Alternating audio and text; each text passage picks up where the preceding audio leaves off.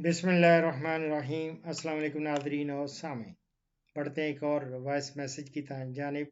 देखते हैं कौन साहब हैं, कहाँ से हैं। ये तो मैंने आज ही जवाब दिया है, लेकिन फिर भी देख लेते हैं क्या है।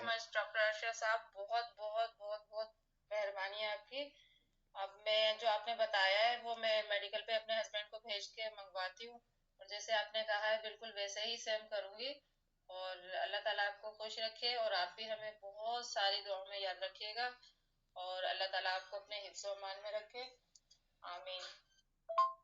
डॉक्टर साहब, मेहरबानी करके एक बात और बता दीजिए, ये जो सर्दियों में जो बसंत आती है, तो लूसन पहले बच्चे खाते थे, उससे पहले जंतर खाते थे, तो अब बसंत आ गई है, तो ये बच्चों को और बड़ों को और बकरियों को बसंत देना कैसा है सर्दियों में?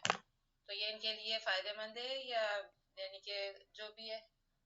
और दाना भी देती हूँ मैं इनको, सुबह 2 से 3 मुट्ठी दाना के देती हूँ, और रात को भी दाने की मुट्ठी देती हूँ। गंदुम, मकई और छिलका और भूसी वगैरह, और खल भी अगर खाते हैं सूखा तो देती हूँ, थोड़ा सा, ज्यादा नहीं। मेरा बेटा, मैं आपको ना अपना लिंक भेज देता हूँ थोड़ी देर बाद ना। ये जिसमें मैंने कोई 2000 से ज़्यादा 2300 समथिंग आपको वो वीडियोस मिल जाएंगी, बकरियों के, बकरों के बच्चों के, और इसी तरह भेड़ों के अलग लिंक हैं, वो भी भेज देता हूँ। और अगर आपको खुराक उनकी उनके लिए भी 3300 मेरी वीडियोस हैं, वो भी मैं भेज देता हूँ। आप उनमें से मेरा बेटा चुन के हर चीज़ आपको मिल जाएगी। इवन बकरियों के लिए गोट फार्मिंग, आप जो मेरी वीडियोस में बकरियों वाले में जाएंगी तो एक आजकल मैंने एक बहुत ज़बरदस्त पूरी सीरीज़ की है इनके लिए, और उसमें उनकी खुराक क्या होनी चाहिए, क्या नहीं होनी चाहिए, क्या आपने देना है, क्या नहीं देना, ये हर चीज़ दी हुई है। और बसंती मुझे समझ नहीं आई कि बसंत तो ये जो पतंग उड़ाते हैं उनमें बसंत वगैरह वो होता है, ये बसंती क्या, मुझे समझ नहीं आई मेरा बेटू। बहरहाल ये है कि आप वो, मैं अभी थोड़ी देर बाद आपको लिंक भेज दूंगा, आप उसमें देखें। इंशाल्लाह ताला उम्मीद है कि आपको बहुत फ़ायदा होगा। और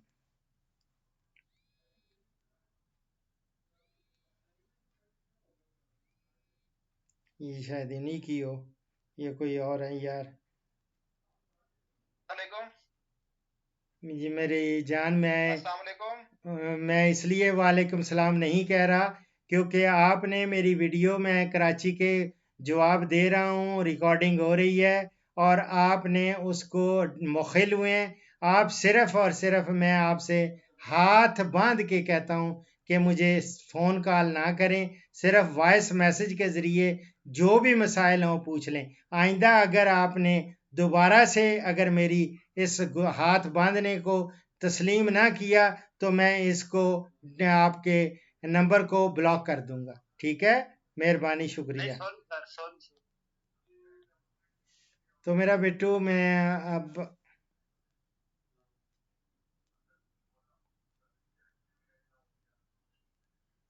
सॉरी मेरा बेटा, ये मैं अभी आपको जवाब दे ही रहा था कि बीच में एक कोई कॉलर आन टपका है। वो आप खुद ही देख लेंगी कि कितना मुझे उसने हर्ट किया है और दुख हुआ है मुझे। जब भी मैं रिकॉर्डिंग कर रहा होता हूँ तो ये मैं इसलिए बार बार उंगली उठाता हूँ क्योंकि ये बीच में आके इंटरप्ट करते हैं, तो मेरा सारा जितनी रिकॉर्डिंग की हुई थी वो सारी की सारी ज़ीरो हो जाती है। इसीलिए मैं गुजारिशात हर एक को, और इसके सामने आप खुद देखेंगी किस तरह मैंने कहा कि मैं हाथ बांध के आपसे, हाथ बांध से के इल्तिजा कर रहा हूँ कि कॉल ना करें, कॉल ना करें, और मुझे वॉइस मैसेज कर दें।